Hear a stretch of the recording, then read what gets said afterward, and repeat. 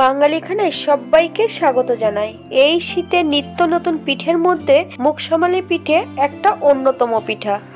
আমি এখানে ছোট ছোট টিপস সহ আপনাদের দেখিয়ে দিয়েছি। যারা একদম নতুন হাতে খড়ি দিচ্ছেন পিঠা তৈরি করার জন্য, তারা খুব সহজে এটা শিখে নিতে পারবেন। তবে আজকে আমি এখানে কিভাবে মুগশামালি পিঠা তৈরি করলাম, চলুন সেটা একবার দেখে নেওয়া যাক। আমি আজকে তৈরি করব মুগপুলি অথবা মুগশামালি পিঠা। গ্রাম অঞ্চলে এটাকে মুগশামালি পিঠা বলা হয়। আমি এখানে এক বাটি মুগ ডাল নিয়ে নিয়েছি। শুকনো খোলায় বেশ 5 থেকে 6 মিনিটের মতন মিডিয়াম আঁচে ভেজে নিতে হবে। খুব বেশি ভাজার প্রয়োজন নেই।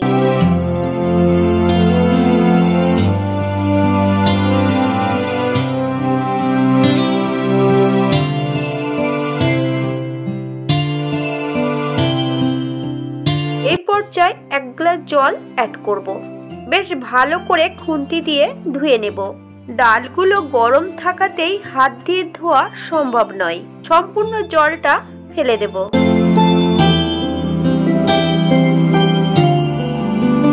এই পর্যায়ে আমি 2 বাটি জল অ্যাড করব। মুগ ডালটা বেশি ধোয়ার প্রয়োজন নেই, তাহলে ডালের নিজস্ব গন্ধটা হারিয়ে যাবে। ডাল এবং জলের সঙ্গে হালকা হাতে বেশ ভালো করে একটু মিশিয়ে দিতে হবে। এই পর্যায়ে 1/2 চামচ নুন অ্যাড করেছি। আপনারা স্বাদ অনুসারে নুনটা অ্যাড করবেন। 1/2 চামচ ঘিটা এই কারণে অ্যাড করা, ডালটা যেন পুরোপুরি সেদ্ধ না হয়ে যায়। এখানে আমি ডালটা 80% মতন সেদ্ধ করে নেব। এই পর্যায়ে অ্যাড করব 1/2 কাপের মতন চিনি, অথবা যে পাত্র মেপে ডাল অ্যাড করবেন সেই পাত্র মেপে 1/2 বাটি চিনি অ্যাড করবেন। আপনাদের পছন্দ মতন চিনি অ্যাড করবেন। চিনি অ্যাড করার পর 2 থেকে 3 মিনিটের মতন বেশ মিডিয়াম আঁচে ভালো করে নেড়ে নিতে হবে, যেন চিনির কোনো দলা দলা না থাকে। এই পর্যায়ে আমি 2 চামচ চালের গুঁড়ো অ্যাড করব।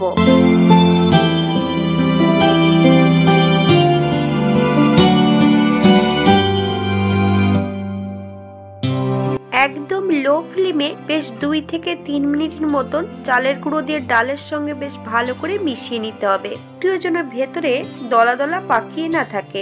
এই পর্যায়ে আরো আমি 2 চামচের মতন চালের গুঁড়ো অ্যাড করব। আমার এখানে 5 চামচ চালের গুঁড়ো লেগেছে। এবার বেশ হালকা হাতে আরেকটু নেড়ে চেড়ে নেব।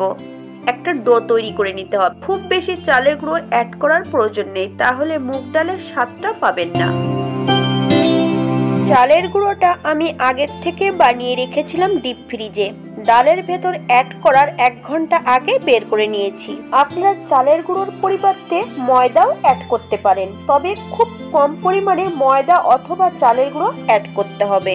আপনারা যদি পছন্দ করেন তাহলে গোল আলু অথবা মিষ্টি আলু সেদ্ধ করে অ্যাড করতে পারেন। এই পর্যায়ে অ্যাড করব 1 চামচ ঘি। 1 চামচ ঘি আমি 2 বার অ্যাড করব। কড়াই থেকে যখনই ডোটা ছেড়ে দেবে তখনই ভাব দেবে যে এটা কমপ্লিট হয়ে গেছে। আপনারা প্রয়োজন মতন ঘিটা অ্যাড করবেন। একদম লো ফ্লেমে কন্টিনিউ এমন ভাবে নেড়ে নিতে হবে। ডোটা যদি গুটি গুটি হয়ে যায় তখন পিঠাটা একদমই ভালো হবে না। আমার আটার খামিটা তৈরি করা কমপ্লিট হয়ে গেছে। এই পর্যায়ে একটা পাত্রে নামিয়ে নেব। এই ডোটাকে যদি আপনি 5 ঘন্টা পরেও বানান তাহলে শক্ত হবে না, এমন ভাবে ঘি দিয়ে ডোটা তৈরি করলে। একটা পাত্রে আমি নামিয়ে নেব। ঠান্ডা হতে সময় দেব। ঠান্ডা হবার পর এই পর্যায়ে আমি একটু হাতের তালুতে ঘি নিয়ে ভালো করে ডলে ডলে মেখে নেব। এর ভেতরে যেন কোনো দানা দানা না থাকে, ঠিক এমন ভাবে ডোটা মেখে নিতে হবে।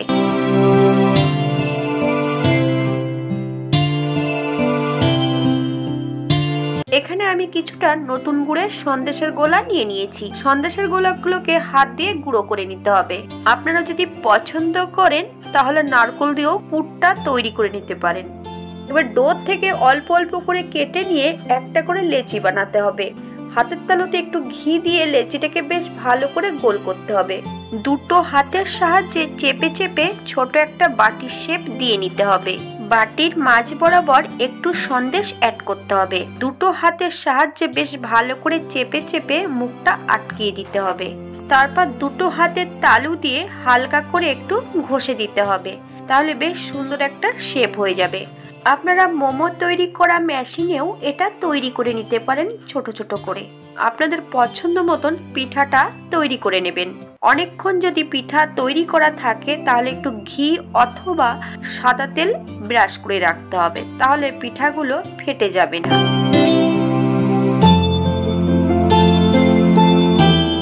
এই পর্যায়ে একটা কড়াইতে বেশ কিছুটা সাদা তেল অ্যাড করব। আমি এখানে 500 গ্রামের মতন সাদা তেল অ্যাড করেছি। আপনারা আপনাদের পছন্দ মতন তেল অথবা ঘি দিয়ে ভেজে নিতে পারবেন। আমি ছাকনাটাতে একটু তেল লাগিয়ে নিয়েছি। পিঠাগুলো সরাসরি আমি হাত দিয়ে তেলে অ্যাড করব না, ঢাকার উপরে পিঠাগুলো অ্যাড করব। অল্প অল্প করে পিঠাগুলো সম্পূর্ণ তেলে অ্যাড করতে হবে, ঠিক এমন ভাবে।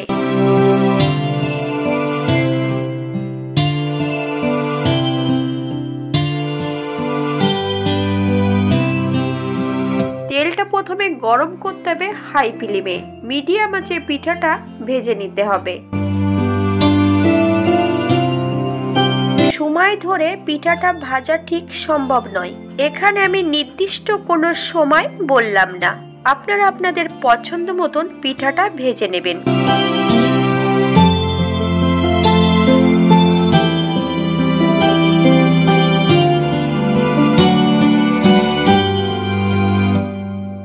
এই পর্যায়ে আমি তেল থেকে পিঠাগুলো উঠিয়ে নেব।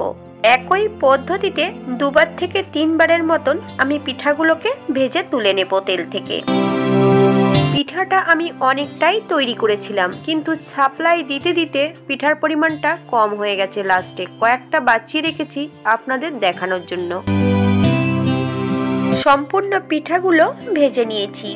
এই পর্যায়ে আপনারা চিনির শিরাতেও অ্যাড করতে পারেন। আমি এখানে চিনির শিরাতে অ্যাড করব না। আটাটা তৈরি করার সময় আমি এখানে চিনিটা অ্যাড করেছিলাম, চিনির শিরাতে অ্যাড করার কোনো প্রয়োজন নেই। এইভাবে পিঠাটা তৈরি করলে খুব মুচমুচে হবে এবং খেতে খুব সুস্বাদু হবে। অন্তত বাড়িতে একবার তৈরি করে নেবেন।